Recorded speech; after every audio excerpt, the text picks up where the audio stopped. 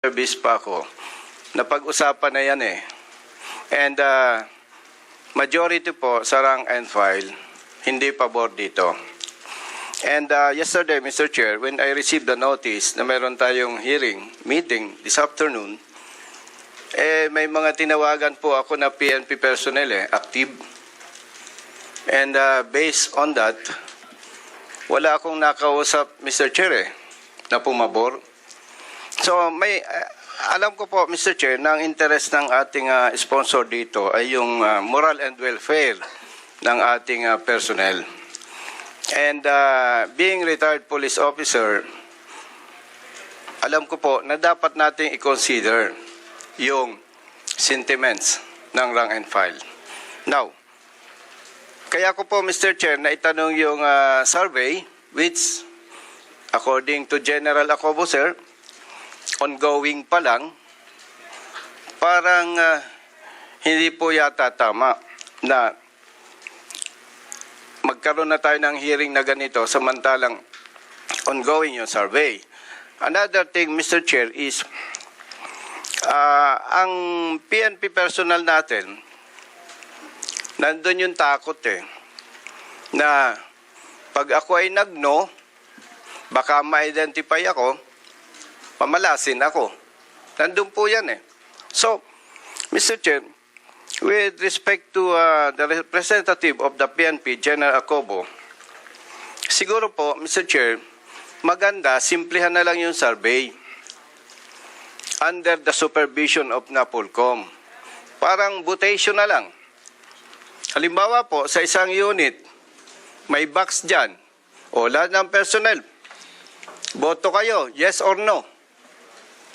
Simple, at the same time, mas makukuha po natin yung gusto ng personnel.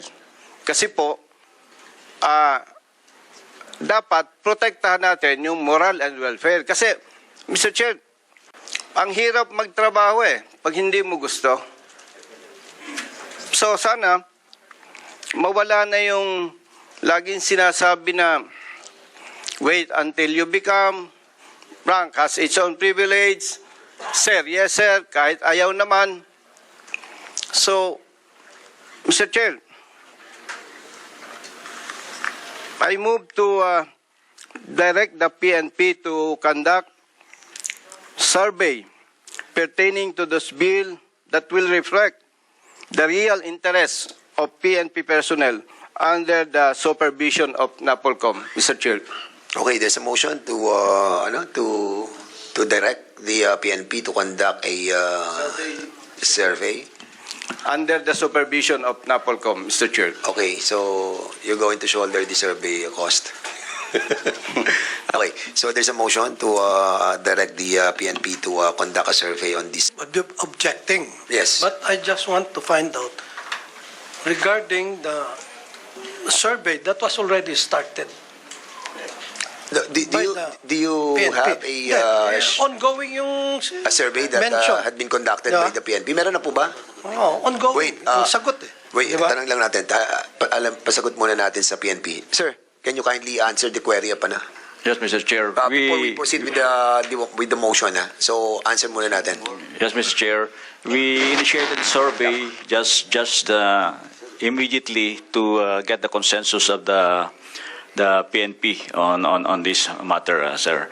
And we're still collating the feedbacks relative to their answer. Once na ma-complete po, makikita po namin. Yeah, Mr. Chairman, the reason why I'm asking Yes, go ahead. this, no, para makita din natin kung talagang meron nga. And gustong malaman yung result, no? Kung anong naging result. Although we're also going to follow yung if ever approve ng body kung anong inano ng colleague natin. If I may, Mr. Chair. Sige, you want Yes. to interject or you will let Congressman Busita? Are we done with the survey? No, not yet.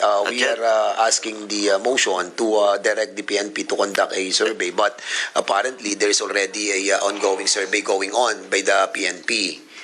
Is it true that we have a survey being conducted right now? And Yes, what sir. is The DPRM, Mr. Chair, was directed to also conduct a survey in preparation for this Okay. bill po. With your Mr. Chair. indulgence, sige, Mr. Chair, Congressman Busita just muna. to justify my manifestation, Mr. Chair. Motion. Mr. Chair, na-check ko na po yan yung kanilang survey form, and they can easily check kung sino yung sa unit na yon yung hindi pabor. And meron kasi, Mr. Chair, apprehension sa PNP, among PNP personnel, na say for example, chief of police ako, natatakot ako na mag-no ko baka mamalasin ako. Nandiyan po yan They cannot deny, at yan naman ang totoo. That's why I'm proposing, Mr. Chair, na magkaroon ng simple at mas mabilis na survey, butation. Let's say, for example, Police Station 1. May box dyan. Yes or no lang. Tapos bibilangin. Kasi, Mr. Chair, para sa akin po, being retired police officer, big deal ito Kasi ang nakataya po dito, moral and welfare ng PNP personnel and their families. So kung lumabas, Mr. Chair, majority is yes. Ikaw. So be it. Yun lamang po, Mr. Chair. Maraming salamat, Thank you. Congressman Busita. But before the chair recognizes Congressman Caraps, the chair would like to acknowledge the presence of Congressman of the 5th District of Bulacan, Ambrosio Z. Cruz Jr. Sir, Congressman Paduano, please. Okay. Let me ask na lang po. I cannot ask my fellow members of this committee, but of course I will ask just the PNP. What's the purpose of the survey? To get the pulse of the rank and file, and that includes also the officers, with regards to the bill or with regards to the retirement per se? We just conducted a BRAP survey, sir, to get the feel of The feel for the what? Organization relative to the retirement, sir. Retirement. Yes, Which sir. is, ang ano dito issue is the 57, age Yes, sir, the 57. age of Okay. 57 po. Mr. Chairman, ganito po. Tingin ko, I have with me the original bill, no? In which Section 39 states that compulsory retirement, in which as far as I understand, but I have to check if my understanding is correct with the PNP, the proposed amendments of the PNP with regards to Section 39, compulsory retirement. Mr. Chairman, Go ahead. Nakikinig ako. allow me to read, to read in toto, with regards to the provision on Section 39. Compulsory retirement. Compulsory retirement for officer and non-officer shall be upon the attainment of age previously 56. That in case of any officer with the rank of chief superintendent, director, or deputy director general, the commission may allow his retention in the service for an unextendable period of 1 year. Okay. This is Section 39 of the original bill, 11140. Now, amendments being introduced by the PNP and officially signed by the Police General, the Chief PNP, Marbel. And it was also stated by Police Major General Ocobo. And let me read, Mr. Chairman, the proposed amendments. And I think the issue about retirements of all PNP officers, and that includes non-commissioned officers, Mr. Chairman. And let me read the proposed amendments to this bill. Compulsory retirement for officer and non-officer shall be upon the attainment of 57, provided uniform personnel, we're talking here about uniform personnel as a whole, uniform personnel who have less than 1 year in service. Ibig sabihin nun, 1 year at the age of 56. Tama? Tama, General Ocobo? Okay. This refers to itong who have less than 1 year. Ibig sabihin, at the age of 56. Okay? Upon the effectivity of this act, shall have the option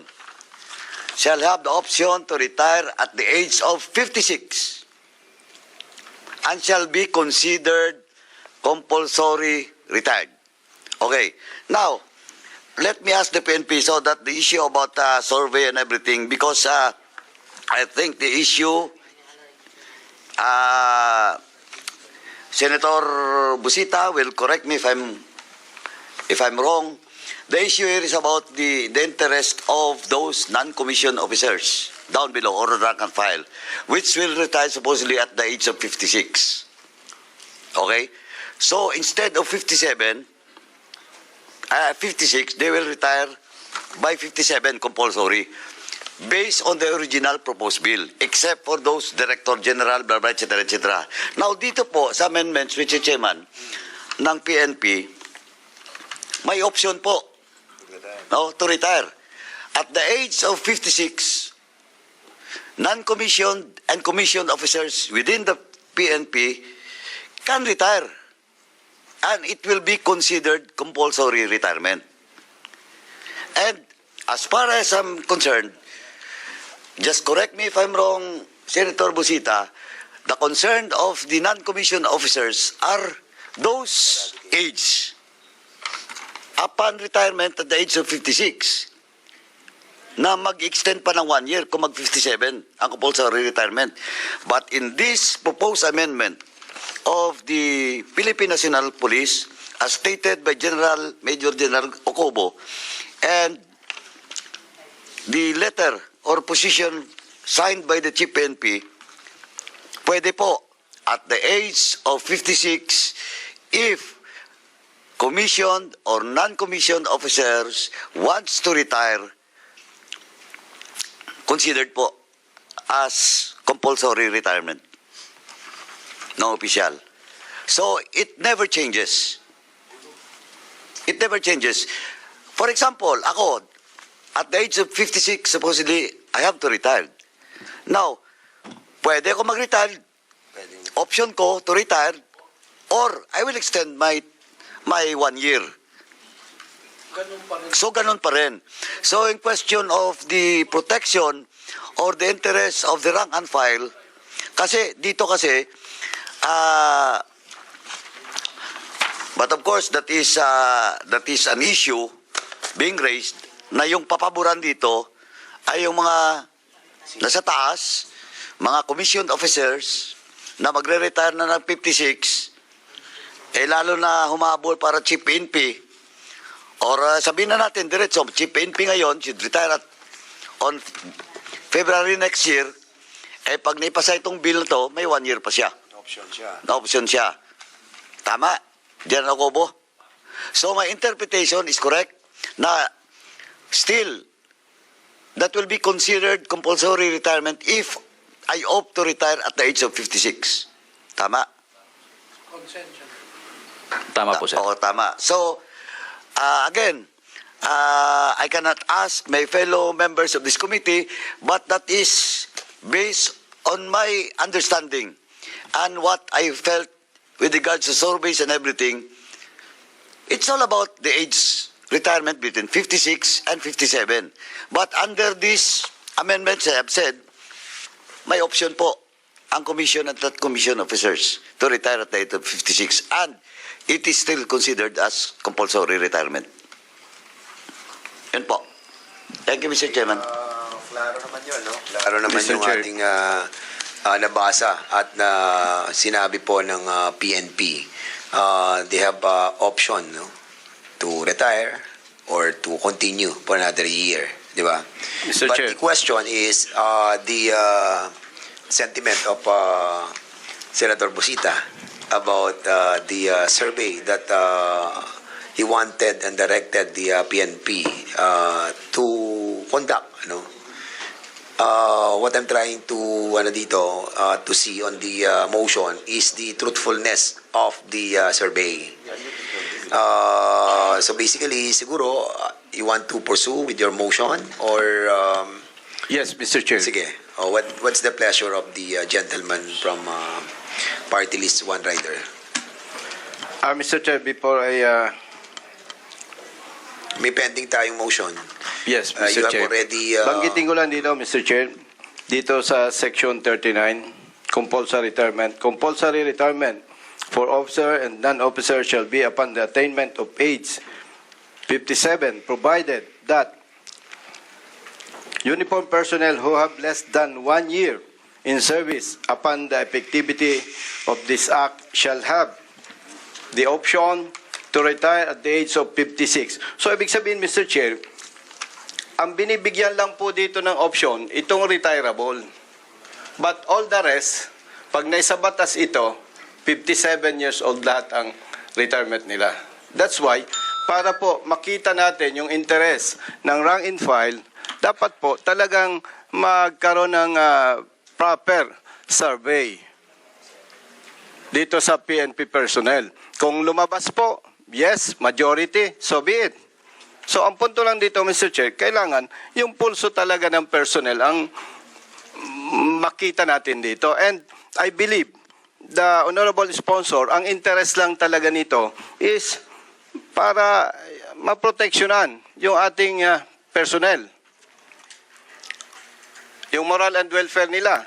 So, kung hindi natin makuha, Mr. Chair, yung talagang pulso ng personnel, conflict yan doon sa interest ng author.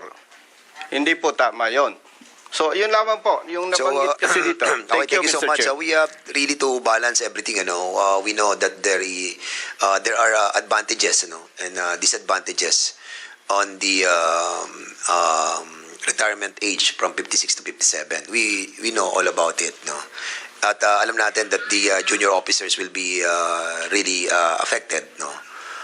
Even without the survey, those junior officers will really react on this. But having said that, we already discussed as well the benefits of those other senior officials to be in service for another year for their capacity to lead the organization as well. But of course, hindi naman nila monopolize yung serbisyo din, di ba? So, be that The as may, 33rd session of the Senate in the third regular session of the 19th Congress is hereby called to order. approve or May I not call on Senator the, Nancy Binay to lead the chamber in the bill prayer. that You may was proceed, ma'am. filed by the Speaker and Sa all ngalan ng other Ama, personalities in this Espiritu as Santo. co-author. Mahal naming So, Diyos, aming basically, ipinagpapasalamat I think, ang mga biyayang aming we have natanggap at discussed this tatanggapin pa lengthily, mula sa before inyong wagas and na pagmamahal. today. Dalangin po namin So, na one way or kami the other, patuloy we have ninyong to basbasan approve at patnubayan this measure in favor or not in favor of this House Bill 1140. But a while ago, you have a pending motion to direct them to conduct a survey, duly seconded. Hearing no objection, your motion is now approved. So, Mr. Chairman, yes. Thank you, just, Mr. Chair. let me just clarify. So, magsasurvey ka pending approval of this bill? No, What will be the purpose of that survey for in the service of this bill? Kasi if we approve this today, mutan academic po yung survey na yan. Di ba? Now, Mr. Chairman, ito lang po, again, I will just like to reiterate, and I will ask the PNP, not my fellow members of this committee. Kasi po, optional retirement, you can apply for optional retirement. But in this case, ang sabi ko nga, ano pa bang interest ng mga rank and file? Of course, they have to retire, they want to retire, mandatory or compulsory at the age of 56. Now, here comes in-extend natin ng 57. But, malinaw po dito, they have also an option to retire if they want at the age of 56. And that will be considered as compulsory retirement. And they can get all the benefits that they should have upon retirement at the age of 56. Wala eh. Ano pa bang issue? Now, ang sinasabi ko lang, why should we conduct a survey while approving this bill? Diba, that will be a moot and academic. And, well, in fact, sinasabi ko nga, if the interest of the members of the PNP, rank and file, and all other commission officers, middle level officers, and they felt that this bill will not serve for the purpose of the interest of the whole organization, they have an option to retire at 56. and it is still compulsory retirement, and they can get all the benefits that you have, that they should get from the government. Yes. Kaya, actually, kung titingnan mo, naging flexible pa nga eh. Kasi kung gusto mo extend ng 1 year, pwede ka pasok. Kung gusto mo mag-retire ng 56, pasok ka pa rin. Compulsory retirement pa rin. Yeah, the same. You can still get all the benefits that you've given to all those retirees at the age of 57 or 56. Okay, well said. Kaya tingin ko, walang ano. Okay, so having heard that, Congressman No, Senator Busita, you want to reply on the query, not a query, but the position of Congressman Mr. Chair? Paduano regarding the your Pwede motion. bang malaman, Wait. Mr. Chair, kay Honorable Congressman Paduano, yung 10 dito sa bill stated, yung sinasabi po niya? Oh, wait muna. Ito nga eh. Wait. Order muna. This is the parliamentary inquiry, parliamentary status, no? So there's a motion. We have approved the motion about the directing the PNP to conduct a survey while we are set to approve the said measure regarding the compulsory retirement. Having done that, no? So the survey that will be conducted in accordance to the manifestation of Congressman Paduano will be moot and academic, considering that we have approved on our part. But of course, the good Congressman Bosita wanted to say something. 1 minute suspension.